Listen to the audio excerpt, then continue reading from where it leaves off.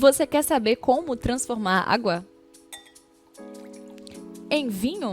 Se você permanecer nesse vídeo até o final, você vai saber como conseguir fazer essa transformação. É sério, não é brincadeira. No final do vídeo você vai ser lançado um desafio para você cumprir. E se você permanecer até o final, você vai saber qual vai ser esse desafio. Então, permaneça aí e vamos lá.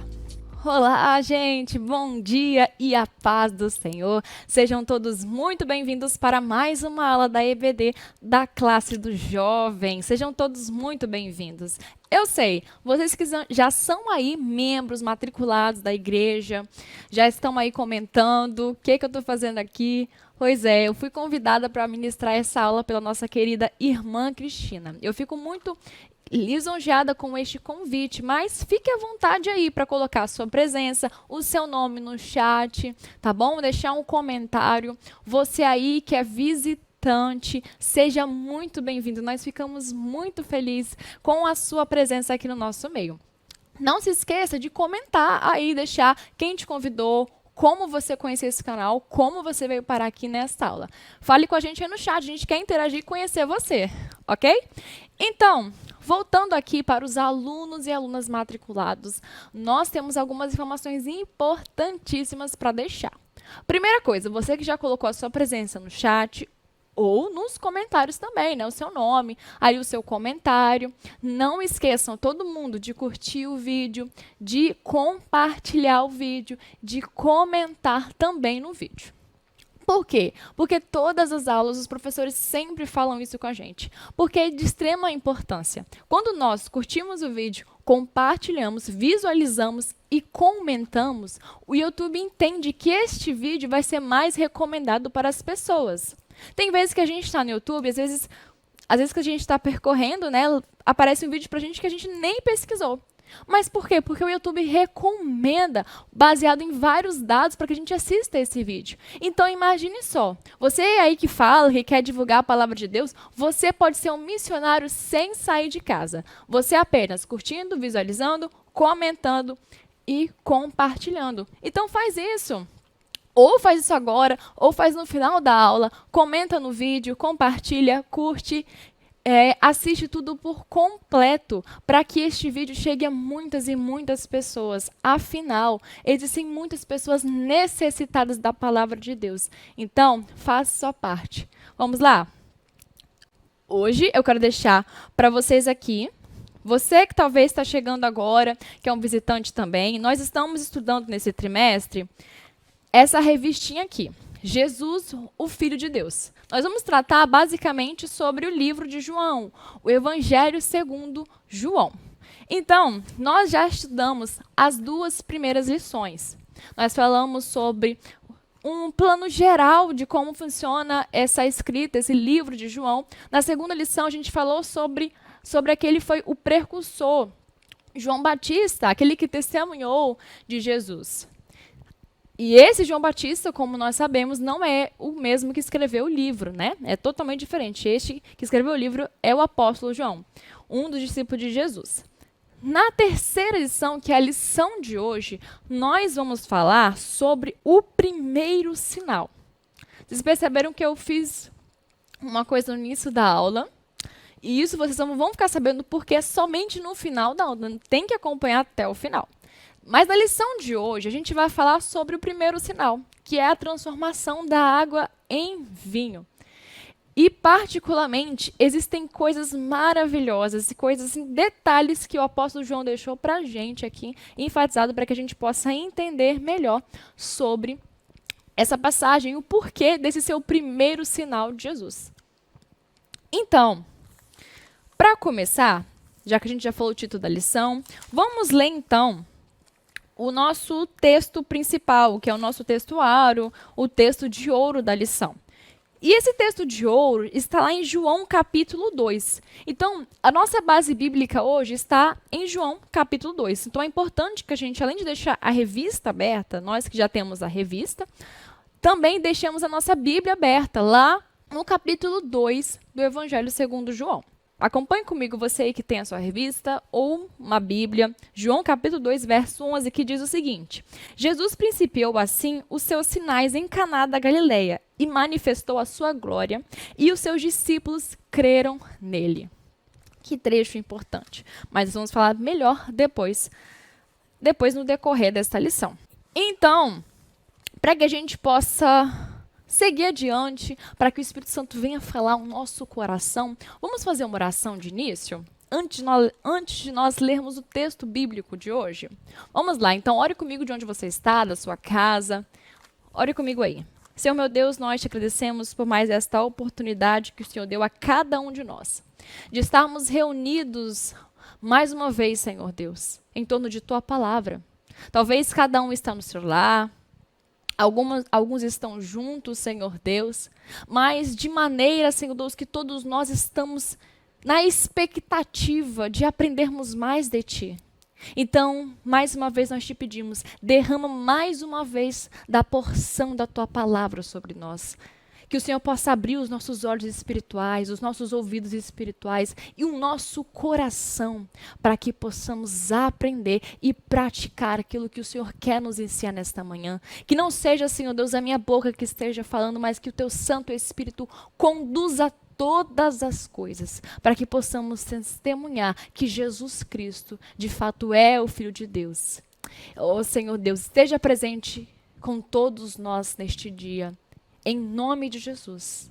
Amém e amém. Mais uma vez, repetindo o nosso título da lição, que fala sobre Jesus, o primeiro sinal dele, que é água em vinho. Então, vamos ler agora o texto bíblico, que está lá em João capítulo 2, dos versículos 1 a 12. Se você quiser acompanhar na sua revista ou quiser acompanhar na sua Bíblia, fique à vontade, tá bom? João capítulo 2, versos de 1 a 12, que diz o seguinte, leia comigo. E ao terceiro dia fizeram-se umas bodas em Caná da Galileia, e estava ali a mãe de Jesus, e foram também convidados Jesus e os seus discípulos para as bodas. E faltando vinho, a mãe de Jesus lhe disse, não tem vinho. E disse-lhe Jesus, mulher, que tenho eu contigo? Ainda não é chegada a minha hora. Sua mãe disse aos empregados, fazei tudo quanto ele vos disser. E estavam ali postas 6 talhas de pedra para as purificações dos judeus, e em cada uma cabiam 2 ou 3 métretas. E disse-lhe Jesus, enchei de água essas talhas e encheram-nas até em cima. E disse-lhes, tirai agora e levai ao mestre-sala. E levaram. E logo que o mestre-sala provou a água feita vinho, não sabendo de onde viera, se bem que o sabiam os empregados que tinham tirado a água, chamou o mestre-sala ao esposo e disse-lhe, todo homem põe primeiro o vinho bom, e quando já tem bebido bem, então o inferior. Mas tu guardaste até agora o bom vinho. Jesus principiou assim os seus sinais em Caná da Galileia, e os seus discípulos creram nele. Depois disso, desceu a Cafarnaum, ele e sua mãe e seus irmãos e seus discípulos, e ficaram ali não muitos dias. Amém. Aqui nós percebemos alguns detalhes importantíssimos que eu vou falar aqui no decorrer da nossa lição. Mas, de início, a gente já fala e já para a nossa reflexão, é que aqui nós iniciamos a falar do primeiro sinal manifesto de Jesus. Primeiro sinal público de Jesus. E mais para frente eu vou falar como que o apóstolo João, em vez de usar a palavra milagres ou a palavra sinais, por que será que ele fez isso? Porque, em vez de ele colocar como milagres, ele preferiu usar uma palavra no grego que tinha significado de sinal, de indício, de indicação. Por quê? Por que será que esse milagre, a transformação da água em vinho, foi o primeiro milagre de Jesus? Porque Jesus escolheu manifestar-se publicamente o seu ministério através deste milagre. E no casamento, perto da Páscoa. Porque na Bíblia fala, lá em João, no final de João, que Jesus ele realizou muitos e muitos outros milagres, muitos sinais. E o apóstolo João fala, ele conclui, que se fosse para escrever tudo, daria livros e mais livros. Aí a gente para pensar. Por que, então, o Espírito Santo inspirou o apóstolo João a escrever, deixe todos 7 sinais neste livro de João? E dentre esses 7, por que a transformação da água em vinho foi o primeiro sinal que Jesus fez? Por quê? Parou para refletir quais são as importâncias, implicâncias que tudo isso tem com as pessoas daquela época e conosco hoje? Como isso reflete em nós até hoje? Você parou para essa reflexão? O porquê de tantas coisas? Mas a gente vai saber dessas respostas no decorrer desta lição. Porque esse foi o primeiro milagre operado por Jesus lá nas bodas de Caná da Galileia. Então, no primeiro ponto, a gente já analisa que já diz mais que um milagre. No ponto 1, do ponto 1, fala a completude das Escrituras. E aqui ele fala da questão de que os 66 livros da Bíblia eles foram escritos por mais de 40 autores. Nós sabemos disso, né? Então, e aqui fala que viveram em épocas, em lugares, em tempos diferentes, sabemos disso. Mas nós sabemos que a Bíblia, ela se assemelha em todo o assunto, desde o Antigo Testamento ao Novo Testamento. Nós sabemos das suas semelhanças. E isso comprova também, de fato, que a Bíblia ela é revelada, ela é inspirada divinamente. Então, nós temos a comprovação que a palavra de Deus ela é infalível. Por que eu estou falando nesse ponto para vocês? Porque muitas pessoas, muitas não, algumas pessoas, corrigindo aqui, algumas pessoas falaram que antes desse milagre que Jesus fez, ele fez outros milagres, quando ele era criança, ou adolescente, ou pré-adolescente, vamos dizer assim, que Jesus tinha realizado outros milagres. Falaram até, já li até de um, que falaram que Jesus estava uma criança, brincou e jogou uma pedra em um passarinho, e nisso ele olhou aquele passarinho e curou o passarinho. E também já houve relatos, né, falaram disso, escritos disso, que onde Jesus passava, e por exemplo, tinha terra seca e as flores estavam mortas, matos, ali tudo renascia, flores renasciam, a grama ficava verdinha, então onde Jesus passava tinha esses relatos. Só que tudo isso é mentira. Tudo isso foram escritos, mas foram escritos que eram simplesmente falácias, mas não uma realidade. A gente precisa entender que o que a Bíblia mostra de fato é a verdade. Que a Bíblia, a palavra de Deus, ela é a revelação de Deus. Então, tudo que está aqui na palavra de Deus, nós não devemos tirar e nem acrescentar, porque se acrescentarmos aquilo que não está aqui, é maldito, é anátema. Então, a Bíblia é a verdade absoluta. Tudo que tem fora dela, ou relatos, por mais que pareçam legais, interessantes, ou até mesmo que poderiam acontecer, são mentiras. Porque a Bíblia, de fato, tudo que está aqui é o que Deus gostaria que estivesse aqui. Porque, por mais que foram mais ou menos, ou mais de 40 autores escrevendo a Bíblia, ela foi inspirada por Deus. Então, o Espírito Santo direcionou a cada autor a escrever aquilo que estava escrito. De forma que preservou a cultura dos seus autores, de forma que preservou o estilo de escrita dos autores, de forma que preservou as testemunhas que teve os autores. Por exemplo, no livro de João, pessoal, aqui nós temos uma pessoa que foi uma testemunha ocular do que aconteceu com Jesus. Ele foi uma testemunha que presenciou todas aquelas coisas. Então, tudo que está aqui, quando João já inicia falando bem assim, e principiou, ele fala isso no versículo 11 de João, que a gente leu, de João 2, ele diz que foi assim que Jesus principiou os seus sinais. Ou seja, foi aqui que Jesus iniciou. Então, a gente deve descartar toda e qualquer mensagem que disser que Jesus fez outras coisas antes deste sinal, antes deste milagre da transformação da água em vinho. Seja nesse livro de João ou qualquer outro livro da Bíblia, é o que Deus planejou. Então, esse sim foi o milagre que iniciou o ministério público de Jesus. E aqui a gente vê no ponto 2 um sinal específico, que a inspiração plenária e verbal das escrituras faz com que nenhuma parte do... o que eu já falei mais ou menos antes, do conteúdo escriturístico seja aleatório. Jesus operou inúmeros milagres, mas muitos não foram registrados, como João 21, 25 fala. Então, nenhum deles, contudo, deixou de ter um propósito específico, seja quanto à realização, seja quanto ao registro no Evangelho de João. Então, a gente analisa aqui, como aqui nesse ponto 2 do ponto 1, fala que há 3 palavras traduzidas por milagres no Novo Testamento. A primeira é dunamis, que significa simplesmente manifestação de poder, obra poderosa. A segunda é semeion, que significa um sinal. E a terceira, teros, que quer dizer maravilha. João nunca empregou a palavra dunamis, olha só, e valeu-se da expressão teros somente uma vez e não relacionada à descrição de um milagre. Então, o que a gente entende por aqui?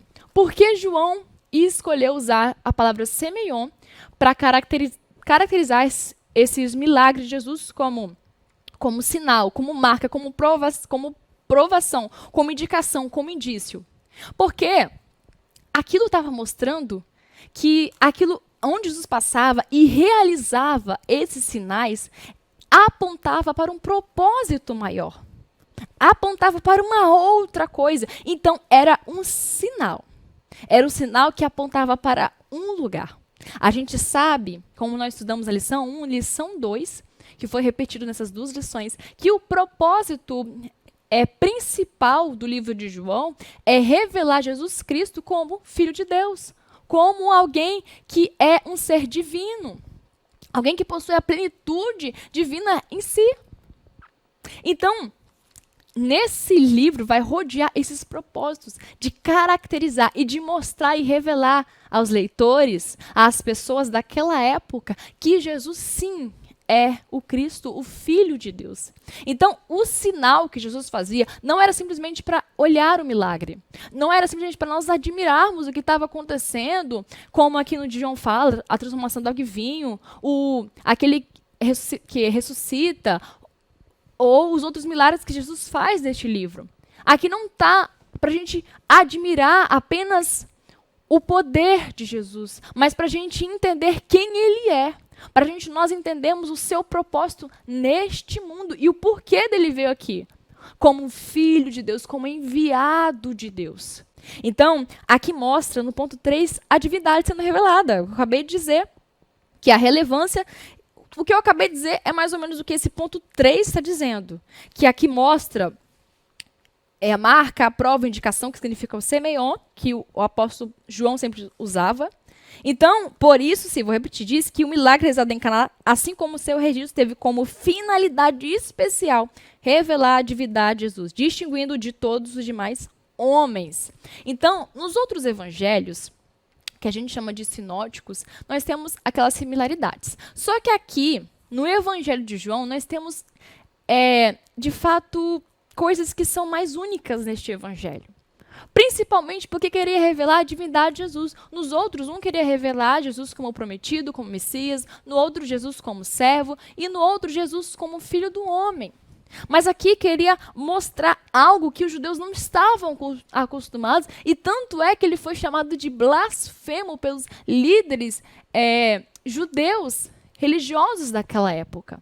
Mas nós sabemos que os sinais o acompanhavam e testificavam de quem ele era filho e quem ele era, que de fato era o Deus encarnado. Então, a gente precisa entender uma coisa, que muitas pessoas, ao acompanharem naquela época, principalmente os líderes religiosos daquela época, presenciaram sinais miraculosos de Jesus, coisas extraordinárias que Jesus fez, que nenhum outro homem fez. Mas isso não fez com que os seus corações se curvassem ou se submetessem à autoridade de Jesus Cristo. Pelo contrário, eles invejaram, eles blasfemaram contra Jesus, falaram coisas que eram falaciosas, inventaram coisas para prejudicar Jesus, mas nada disso adiantou.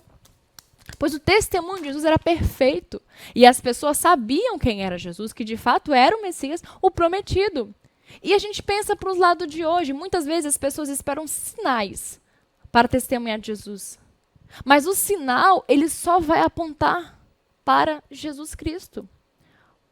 E se esse sinal que a gente presencia, como muitos presenciaram aqui, não fazer uma transformação na nossa vida, a gente precisa pedir misericórdia ao Senhor. Pois os sinais têm que nos direcionar a um lugar. Há apenas um lugar, que é aos pés da cruz de Cristo. E a gente vai entender melhor o propósito de Jesus total nesse texto no decorrer desta lição. Então, quando a gente analisa que é por isso que João escreveu que Jesus principiou assim os seus sinais em Caná da Galileia e manifestou a sua glória e os seus discípulos creram nele. Olha só este momento, este marco. Quando Jesus estava ali, a gente analisa que Jesus, ele foi convidado, ok? Jesus, então, ele foi convidado para estar ali naquele casamento. A gente também percebe, a gente vai falar melhor um pouco depois, que Maria já estava ali naquele casamento. E a gente percebe também, lendo o texto, que Maria parecia que era amiga, conhecida, talvez até parente dos noivos, da família dos noivos. Porque ela está muito inteirada dos assuntos. Tanto é a primeira pessoa que recorrem e falam que tinha acabado o vinho. Mas ok, aguenta aí essa parte. Sendo assim, a gente percebe que Jesus estava com alguns dos seus primeiros discípulos ali naquela festa. Não estavam com todos os discípulos, mas os primeiros que Jesus escolheu. E João era um deles. Quando a gente analisa que esse sinal contribuiu para que os discípulos creram nele, por quê? Porque talvez os discípulos tinham dúvidas em seus corações. Talvez eles estavam ali e quando Jesus chamou, venham a mim, larguem suas redes, me sigam, deixem as coisas para trás, venham até mim. Talvez vendo tudo aquilo, eles sim, existe algo diferente nele, existe algo a mais que não é comum nos outros homens. Mas ainda assim, eles talvez possuíam dúvidas em seu coração. Porque, senão, o apóstolo João não finalizaria esse versículo 11 com essa palavrinha, dizendo que depois que Jesus manifestou a sua glória, os seus discípulos creram nele. Os seus discípulos, a palavra crer é muito profunda na sua tradução original. Tem a ver com crer e confiar. Tem a ver com crer e depositar segurança em alguma coisa. Então, os discípulos ali creram, acreditaram que Jesus de fato era o enviado de Deus. Eles confiaram nas promessas que Jesus já tinha falado. Ou seja, eles depositaram a sua segurança, o seu coração, naquele que se dizia e era de fato e provou que era o enviado de Deus. Então, nós precisamos analisar. Nessa manhã, você pode dizer de todo o seu coração que você crê em Jesus Cristo, não somente como aquele que é seu Salvador, aquele que morreu por você, mas aquele quem é digno de toda a confiança. Talvez você que está me ouvindo, há um pouco de medo no seu coração, um pouco de dúvida em algumas coisas. Talvez você está esperando algum sinal para que Deus te mostre alguma coisa, te revele alguma coisa, para que de novo o seu coração seja despertado a confiar nele. Meu amado, minha amada, o Senhor já mostrou diversos sinais para todos nós. Já presenciamos diversas coisas, não é verdade? Talvez na sua casa, na sua família, na sua própria vida. Mas os sinais são apenas sinais. Mas eles devem nos lembrar a quem nós estamos recorrendo e olhando, para o autor e consumador da nossa fé. Então, eu te convido a todos nós a direcionar o nosso olhar para Jesus nesta manhã. Talvez, eu não sei como você acordou, meio cansado, desanimado, não sei como está essa sua manhã de domingo, como essa manhã é seu dia. Talvez você é o tipo daquela pessoa que não quer dar bom dia para ninguém, quer ficar sozinho. que acha que o bom dia não é legal, é chato, ai, me dá bom dia não acordei no bom dia, não acordei no dia legal. Mas eu te convido a olhar com uma perspectiva diferente a partir de agora. Nossa, ela já está no meio já. Daqui a pouco está acabando. Mas comece a olhar com uma perspectiva diferente a sua vida nesta manhã. Creia e confie em Jesus de todo o seu coração. Você talvez já entregou sua vida a Jesus, mas deposite a sua confiança total nele. Para que talvez o seu olhar meio triste, um sorriso meio de lado, transforme em sorriso de alegria, em sorriso. Não porque você está ausente de situações difíceis, adversas ou problemas, mas porque você entende e sabe quem está com você. É Jesus Cristo. Amém? Vamos continuar então aqui, amados, no ponto 2. Vocês estão acordados aí? Em nome de Jesus? Coloque um amém no chat, um joinha, qualquer coisa que seja, para eu saber que vocês estão inteirados aí. Vamos lá, pessoal. Movimenta esse chat aí. No ponto 2, a gente fala sobre a narrativa e seu contexto. Então, já fala aqui no ponto 1 que o evento ocorreu em Caná da Galileia, que esse momento ocorreu lá em Caná da Galileia. Então, João é o único que registra eventos ocorridos no primeiro ano do ministério de Jesus. Dentre eles está o primeiro milagre, como a gente falou inicialmente, que é a transformação da água em vinho em Caná da Galileia, assim identificada para distingui-la de outra Caná, localizada na Síria, ao nordeste de Israel. A gente percebe que Caná da Galileia era uma pequena vila, era algo pequeno. E talvez aquele casamento era um casamento onde não tinham pessoas ricas. Eram pessoas simples. Jesus, ele escolheu manifestar o seu poder, escolheu iniciar o seu ministério, não perto de judeus religiosos, líderes, quer dizer, religiosos, mas de pessoas comuns. De pessoas comuns. E ele escolheu iniciar o seu ministério num momento muito especial, que era um casamento. E isso foi um pouco antes de iniciar aquele momento, o Pessach, que é a Páscoa para os judeus. Você pegou aí a mensagem que Jesus quer mostrar para a gente? Você recebeu essa mensagem aí? Não? Vou explicar para você melhor. Vamos indo então. No 2, fala que faltou um vinho, que um incidente inesperado aconteceu. E aí que Jesus entra em cena, então. Então, a falta de vinho levou sua mãe a procurá-lo numa indicação de que esperava dele uma solução para o problema.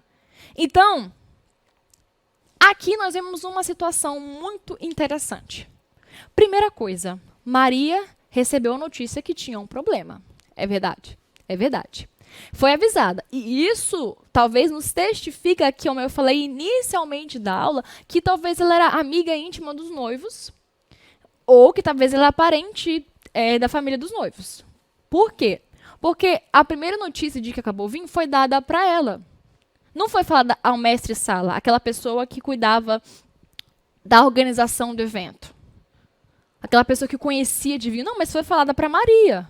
A gente percebe que Maria, ela foi a primeira a receber a notícia. Ela identificou o problema. Ela percebeu que havia alguma coisa errada quando falaram para ela. E Maria, ok, recebeu a notícia. E aí, ela foi para onde? Ela foi, percebendo o problema, ela foi procurar a Jesus Cristo. Ela foi no lugar certo. Ela foi aquele que poderia de fato receber aquela notícia e poderia resolver aquele problema. Maria, antes do nascimento de Jesus, ela foi recebida e foi anunciada, o anjo anunciou que Jesus viria e ela engravidaria por meio do poder do Espírito Santo e que ele seria aquele que iria trazer luz ao mundo.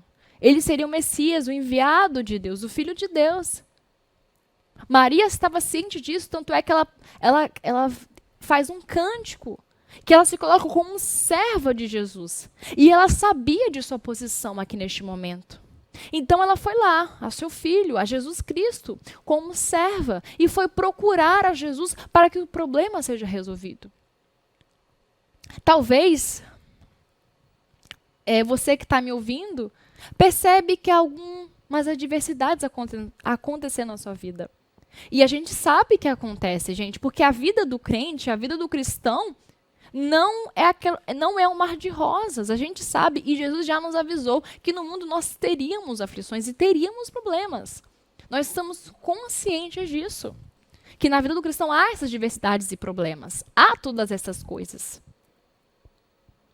Mas, ao contrário, Maria, ela não saiu gritando por toda a festa, dizendo, gente, o vinho acabou-se o vinho, o que vai acontecer? Porque quando isso acontece, se ela avisasse isso de maneira assim, queria mostrar para as pessoas, seria algo vexatório para os noivos. Porque, ao contrário de hoje, alguns aí que estão assistindo, já vão se casar este ano, e aí estão preocupados com a festa, com várias coisas, pessoal, mas naquele tempo eram dias de festa. Eram praticamente 7 dias de festa. E os noivos tinham que não apenas dar a comida ou as bebidas para as pessoas, mas também tinham que hospedar as pessoas. Então, eles pagavam pela hospedagem, a família, os noivos, a hospedagem, as bebidas e as comidas. Isso por todos esses dias. Por todos esses dias. E por tradição judaica, se faltasse o vinho, iria ser um constrangimento para os noivos. E iria ser um desastre naquele momento, como se tivesse acabado a festa. Acabou, tirou a festa, agora acabou, não tem mais graça na festa. Mas não, ela não foi murmurar, não foi falar para os outros. Ela foi no local certo. E eu quero te dizer nesta manhã, eu não sei, talvez o que está acontecendo de profundo na sua vida. Não sei o que você tem guardado aí no seu coração, que muitas vezes você quer dividir com pessoas que não vão te ajudar. Você quer dividir com pessoas que talvez sejam suas amigas, seus amigos, mas que não podem te ajudar. Talvez você quer citar para as pessoas, falar o que está acontecendo na sua casa, no seu trabalho, na sua universidade, aonde você está, você quer dividir as coisas. Mas saiba de uma coisa, direcione toda essa atenção que você está ao lugar certo. Há, de fato, aquele que pode resolver o seu problema. Ele não pode apenas ouvir o seu problema, mas ele também pode resolver e te ajudar neste problema. Você crê nisso? Você crê que Jesus pode não apenas te ouvir, mas te dar uma resposta? De maneira que nenhum outro pode dar? Maria, ela criou essa expectativa. No ponto 3 aqui, fala que havia no coração de Maria uma expectativa pela manifestação de Deus ao mundo. Tanto pelo anúncio de seu nascimento a propósito, quanto por declarações que ela fazia a respeito de sua missão. E é nesse contexto que Jesus responde, mulher, que tenho eu contigo, ele não é chegada a minha hora. Talvez algumas pessoas podem pensar, nossa, Jesus foi um pouco rude com Maria, mas não é bem assim. Essa palavra que Jesus fala, mulher, que tenho eu contigo? Não é chegada a minha hora. Jesus aqui está falando bem assim. Primeiro, a Maria sabia do que aconteceria com Jesus. Maria sabia o porquê de Jesus ter vindo ao mundo. Maria sabia que ela foi mãe, mas ela era serva. Jesus era o seu Senhor. Jesus ele não foi rude com Maria, porque essa palavra empregada mulher foi usada várias vezes na Bíblia. E na verdade, é um sinal de respeito. Por que choras, mulher? Mulher, não chores. Várias vezes Jesus e outros usaram essa palavra mulher, que tinha um sinal, na verdade, de respeito, de honra. Não de maneira rude. Mas, pelo contrário, era de maneira graciosa, com respeito. Mulher, por quê?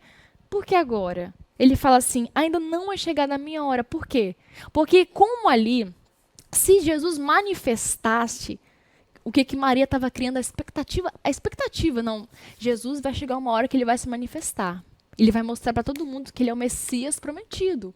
Que ele é aquele que veio salvar o que se havia pedido. Ela estava nessa expectativa toda. E Jesus falou assim, calma um pouquinho.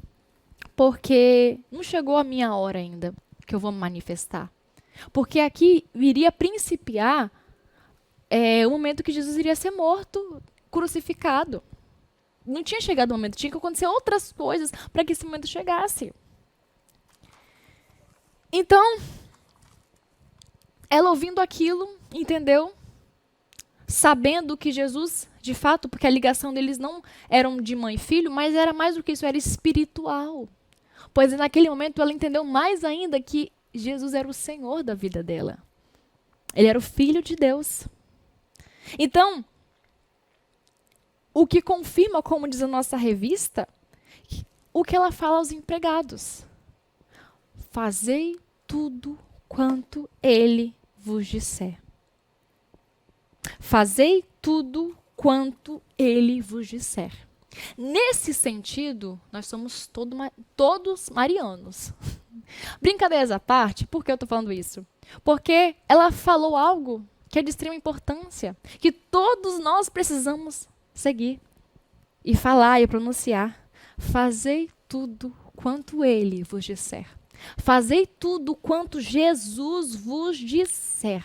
Fazei tudo quanto ele vos ordenar. Ela sabia que Jesus tinha a palavra correta para aquele problema. Ela sabia e tinha confiança de tudo quanto Jesus poderia falar, fazer. Era o que deveria, era o mais certo, era o melhor caminho, era a melhor resposta, porque ela confiava na sabedoria, no poder que tinha Jesus Cristo. Fazei tudo quando ele vos disser. Fazei tudo quando ele vos ordenar. Devemos seguir o que a palavra de Deus nos ordenar. A palavra de Deus nos mostra, quando Jesus falou com os discípulos, que nós seremos reconhecidos por sermos discípulos de Jesus se nós fazemos se nós obedecemos os mandamentos. Que nós seríamos reconhecidos por ser discípulos de Jesus fazendo o que ele manda. Fazendo o que ele ordena. E como a gente sabe a vontade de Jesus? Por meio da sua palavra. Era óbvio, né, gente? Vocês sabem disso. A gente já ouviu isso um monte de vezes. Que a gente vai saber a vontade de Deus através da palavra. A gente não precisa de nenhuma revelação, algo extraordinário para saber. A gente precisa de algo que foi extraordinariamente feito. Que é a palavra de Deus revelada e inspirada. Não existe nada mais precioso do que essa palavra de Deus revelada. Então, que nós possamos nos encher da palavra de Deus. Pois aí, a gente vai saber o que Deus quer para a nossa vida.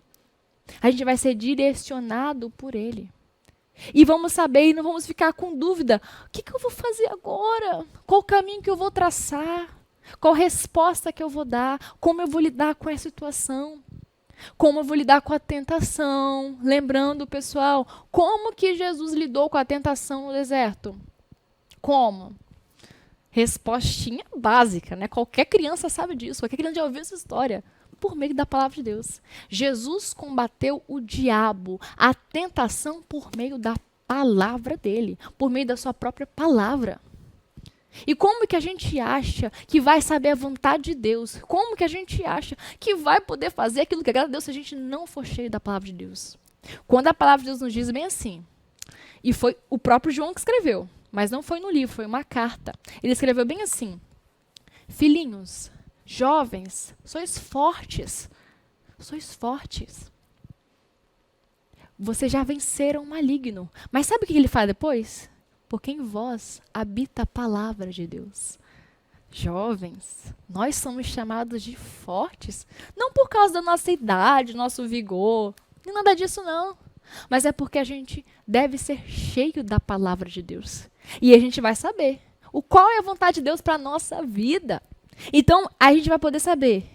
Vamos fazer tudo quanto Ele vos disser. Vamos fazer tudo que Jesus quer de nós. Vamos fazer conforme o Senhor quer. Para mim, para você, para a sua vida. Vamos seguir a vontade do nosso Senhor. Confie que a vontade de Deus para a sua vida é a melhor. Talvez você queira atingir as expectativas das pessoas. Talvez até das suas expectativas. Mas eu tenho algo para te falar. Existe alguém que já preparou um plano para a sua vida. Uma história. Basta a gente se sujeitar a esse plano. Eu te garanto que o que Deus tem para você, meu amado e minha amada, é muito melhor do que você pensa. Então, se contenha em fazer, em seguir essa fala de Maria. Fazei tudo quanto Ele vos disser. Aleluia. Glória a Deus. Aqui no ponto 3, o último ponto da nossa lição, fala sobre o bom vinho, que é uma mensagem a Israel. E diz assim: por algumas vezes, Israel é comparado a uma vinha, e amorosamente plantada e protegida por Deus. E havia chegado a tempo que essa vinha seria arrancada, e não mais cercada ou cuidada, pois só produzia uvas bravas. Os judeus rejeitaram todas as oportunidades que receberam durante o antigo pacto. Como nação escolhida, foi quebrada por sua incredulidade. Não havia mais o vinho da alegria. A religiosidade judaica se mostrara totalmente inútil, como as talhas vazias que estavam postas em Caná. Estrutura da religião já não tinha em si mesma valor algum diante de Deus. O templo havia se transformado em um covil de ladrões. Uma coisa importante, a gente leu no texto, que falou que elas tinham, essas 6 talhas de pedra eram usadas para as purificações dos judeus.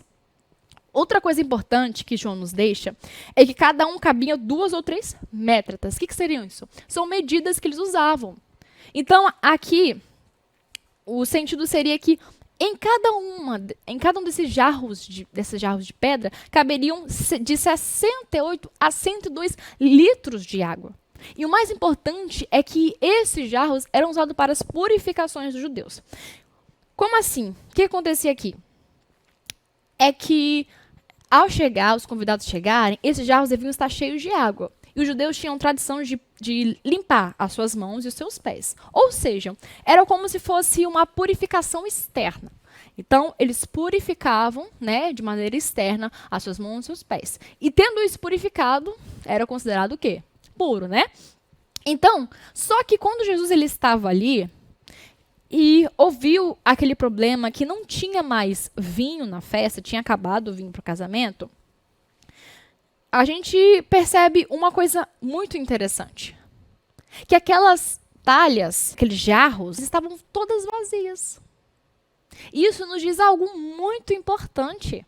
Porque as talhas que deveriam estar cheias, que eram sinais de que as pessoas deveriam se purificar, que estavam purificadas, elas estavam vazias. Vazias, secas, ocas, não tinham nada ali. Por isso que Jesus fala bem assim, ó, pega essas 3 talhas. E João, ele enfatiza, ele fala, olha só a importância, que eram usadas para a purificação dos judeus. Encha elas de água. O que Jesus estava mostrando ali? Ele estava combatendo as tradições religiosas que os judeus criaram, que eram meras costumes e tradições. Ele estava dizendo bem assim, ele estava querendo inaugurar uma nova coisa, algo novo, uma novidade de vida para eles. Então, o que Jesus ali estava mostrando para aquelas pessoas? Que ele iria trazer algo novo. Mostrando para o povo de Israel, para os judeus. Vocês estão vendo isso aqui? Essas tradições que vocês têm? De purificação, de coisas que vocês criaram? Tudo isso aqui é limitado. Não serve de nada. Tudo isso não tem o poder ou é algo grande comparado ao que eu posso fazer.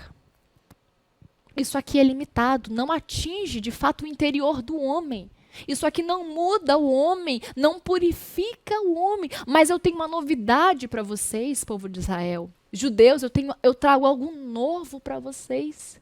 Eu quero apontar para algo que vai de fato transformar e restaurar a vida de vocês. E aí, ele mostra isso, transformando a água em vinho. mostrando que ele poderia trazer a verdadeira alegria, que ele iria fazer algo novo com o povo de Israel. Aquelas talhas estavam vazias, nem se preocupavam mais talvez com as purificações. Havia sido esquecido. Mas Jesus falou assim, tragam essas talhas, tragam isso aqui, que eu vou transformar este lugar, eu vou transformar isso aqui e vou trazer algo novo, uma novidade de vida para eles. E sabe o que é legal? Que ali não era uma novidade apenas para o povo de Israel. Quando a gente olha no texto, no sentido original da palavra, lá no capítulo 2 que a gente leu, a gente percebe que o João diz umas coisas muito legais e são verdades que estão escondidas no texto. Ele fala que eram para encher 6 talhas. Aí ele fala bem assim, e ali iriam caber de 2 ou 3 métritas. Quando a gente multiplica 6 vezes 2 dá o quê? Dá 12. E toda vez que a Bíblia refere-se ao número 12, tem a ver com as tribos de Israel. Tem a ver com os 12, né, os 12 filhos de Jacó. Tem a ver com as tribos de Israel.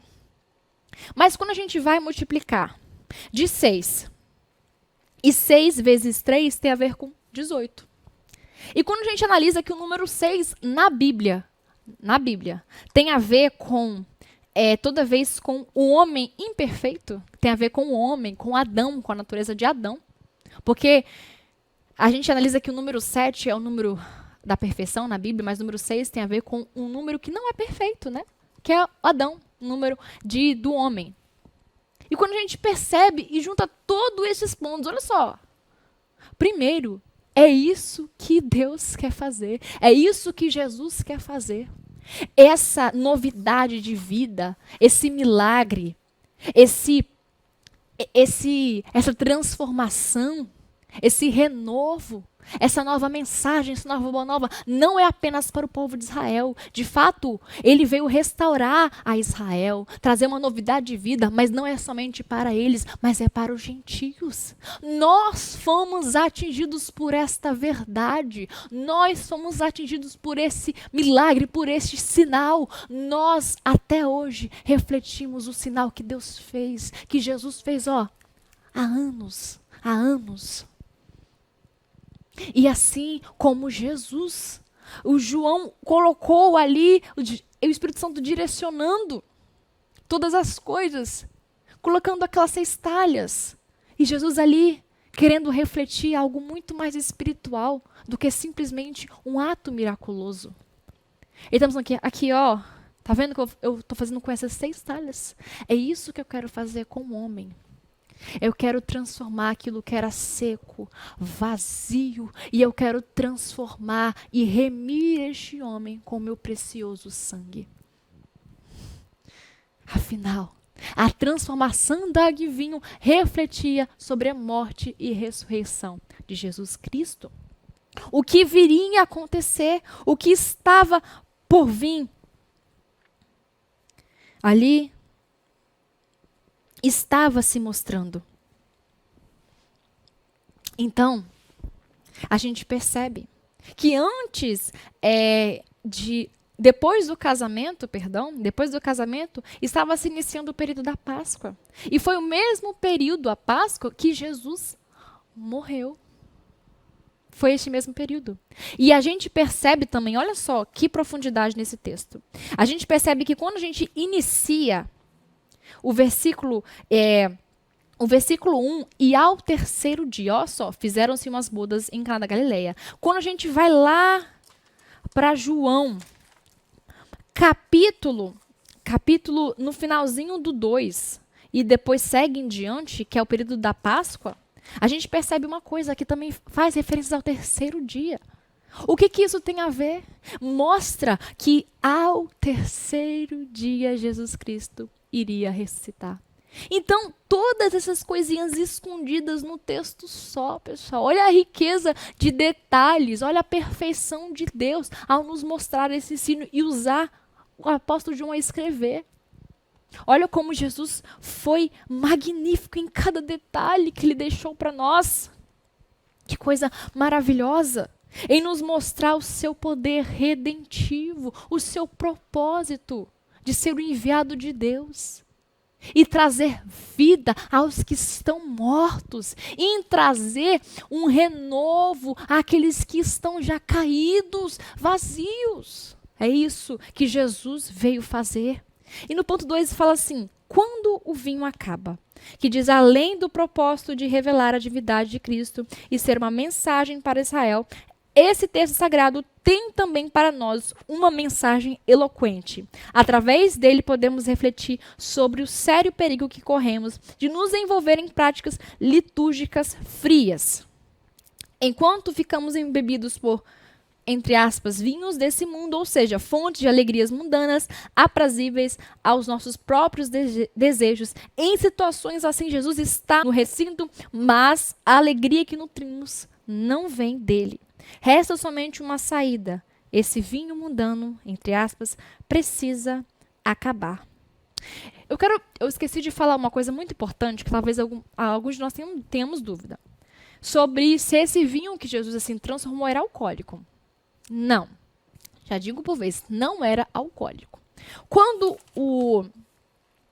Eu preciso voltar aqui um pouquinho para a gente poder entender isso e não ficar com dúvida ao sair dessa lição.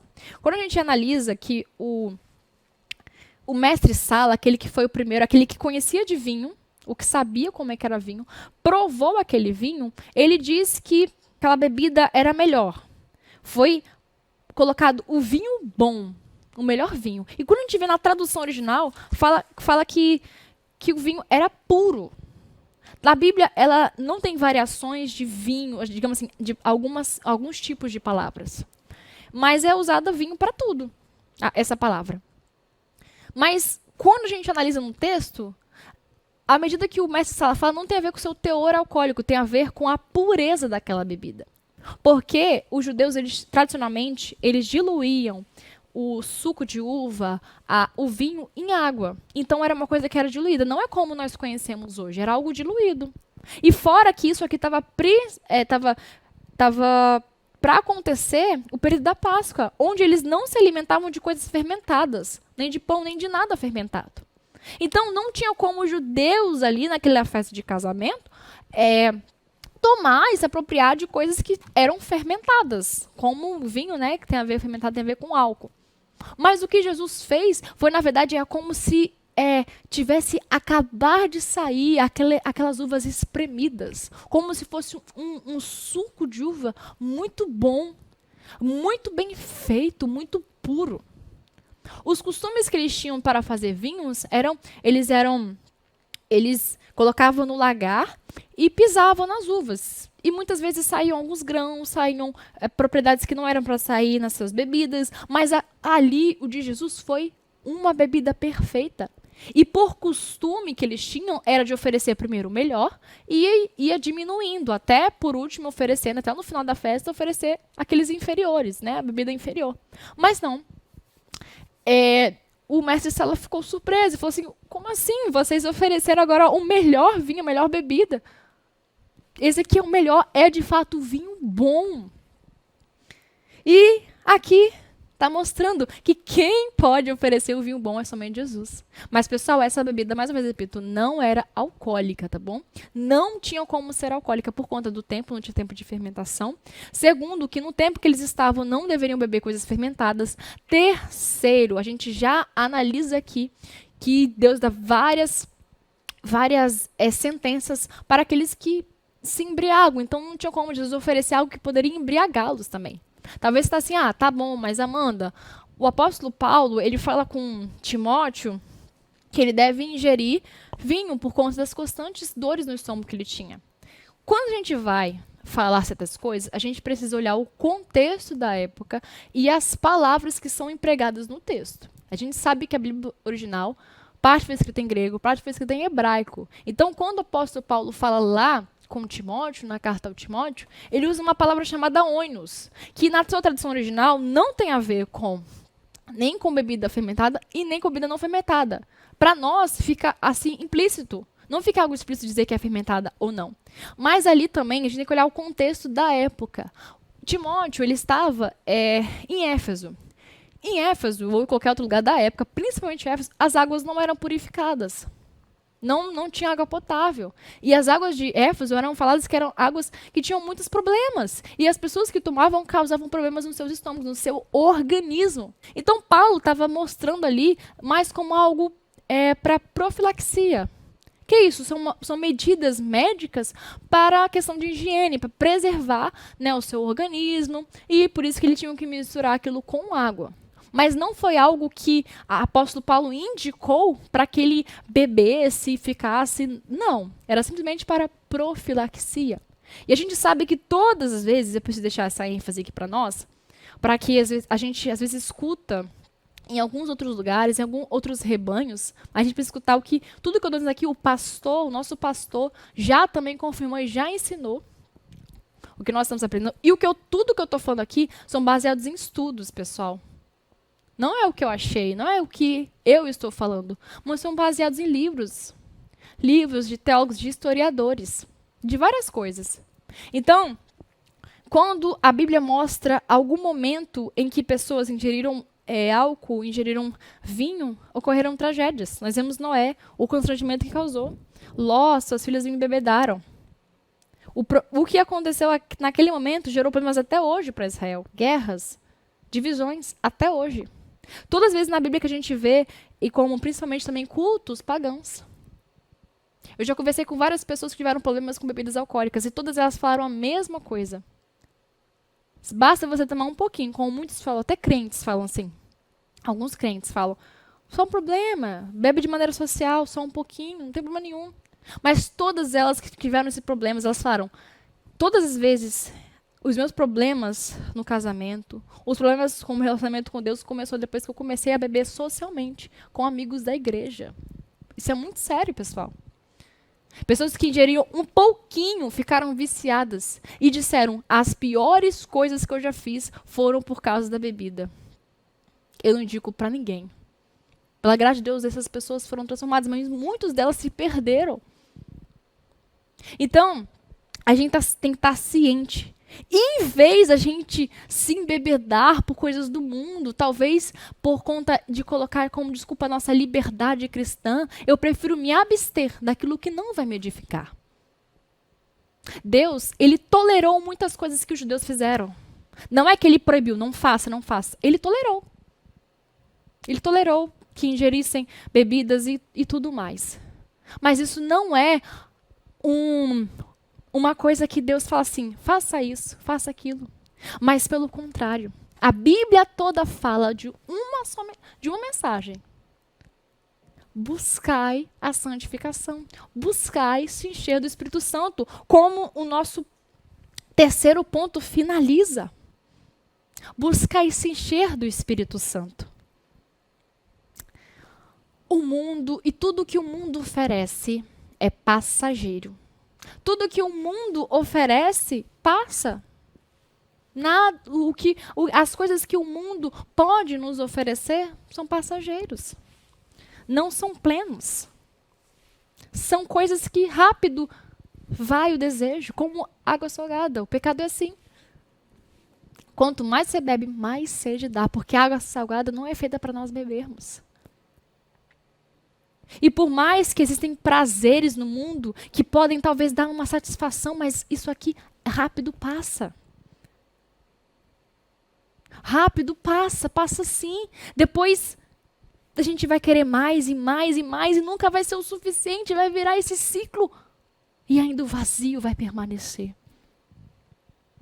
Mas Jesus nos apresenta uma água que pode matar a nossa sede, que é a água da vida. Jesus nos oferece o bom vinho, um bom vinho que dá a verdadeira alegria.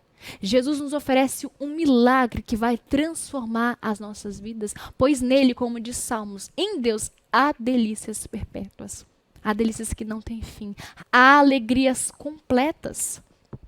Então, neste dia, nesta manhã, você pode ser renovado. Você pode ser transformado e pode ser devolvido a sua alegria. Talvez você esteja machucado com as coisas do passado. Talvez você conhece pessoas que tiveram casamentos fracassados, situações fracassadas. Mas como nós vimos aqui, que Jesus escolheu principiar o seu ministério em um casamento, como ele dá importância a isso. E por isso ele quer restaurar todas as coisas. Aquilo que está quebrado, aquilo que está machucado. Jesus, ele não apenas tem um curativo, mas ele tem um remédio que vai curar e vai apagar todas as nossas feridas que estão abertas. Vai fechar essas feridas que estão já latejando sobre a sua vida e vai colocar nelas. E passar pelo seu sangue purificador. Assim como Jesus transformou, fez esse sinal da água para o vinho, Jesus, ele pode fazer um milagre na nossa vida.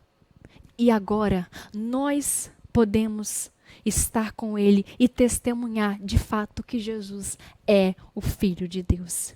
E que possamos ficar com o conselho de Paulo, amados. Vamos nos encher do Espírito Santo. Vamos nos encher e nos embebedarmos daquilo que de fato vai mudar as nossas vidas. E vocês lembram que no início eu lancei um desafio? O desafio é que Jesus, ele transformou aquilo que é comum em algo extraordinário. Você pode passar por isso também. Talvez você seja uma resposta de oração para uma pessoa.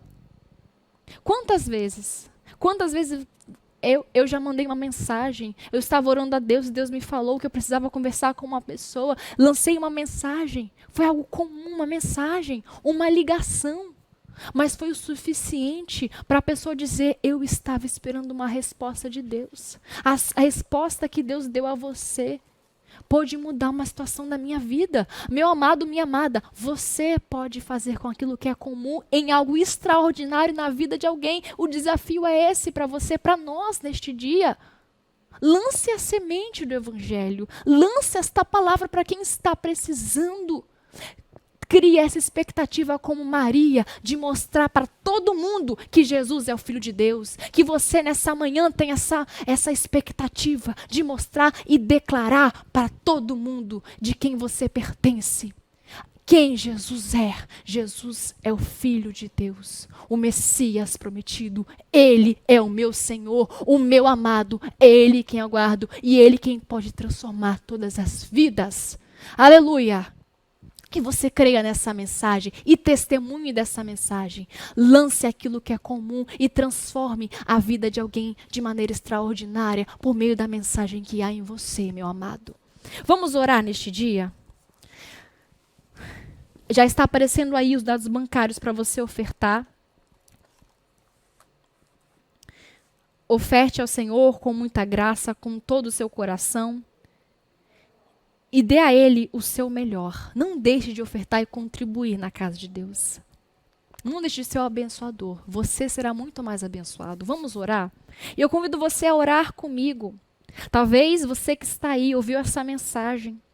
Talvez foi a resposta das suas orações. Talvez você ainda esteja triste, abatido, abalado, ou esperando uma resposta em uma área da sua vida. Mas creia que neste dia o Senhor pode fazer um milagre na sua vida e pode transformar em algo comum, em algo extraordinário na sua vida, transformando naquilo que é comum em algo sobrenatural na sua vida. Vamos orar comigo? E leve a Deus todas as suas dificuldades, leve a Jesus Cristo, o nosso lugar certo. Senhor, meu Deus maravilhoso, nós te louvamos, te agradecemos por todas as coisas. Te louvamos por mais esta oportunidade que o Senhor nos deu. E eu te peço que o Senhor venha ministrar em cada coração neste dia. Que o teu Santo Espírito venha descortinar os olhos e os corações e venha revelar as tuas grandezas que estão escondidas em tua palavra. Oh, Jesus, que lição preciosa. Que Jesus seja para nós precioso.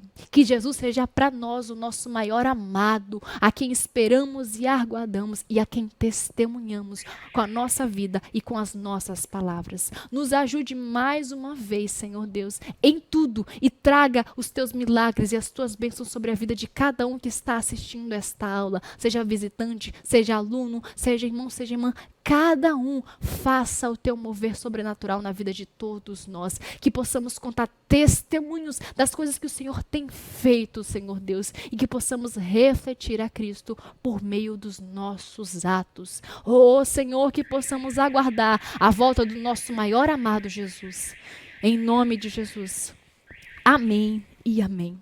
Glória a Deus por isso. Não se esqueça de curtir esse vídeo, de compartilhar e comentar o que Deus falou ao seu coração, meu amado. Não se esqueça disso não, tá bom? Fico muito feliz de estar aqui e você ter ficado até o final. Que Deus continue abençoando a sua vida e a sua família.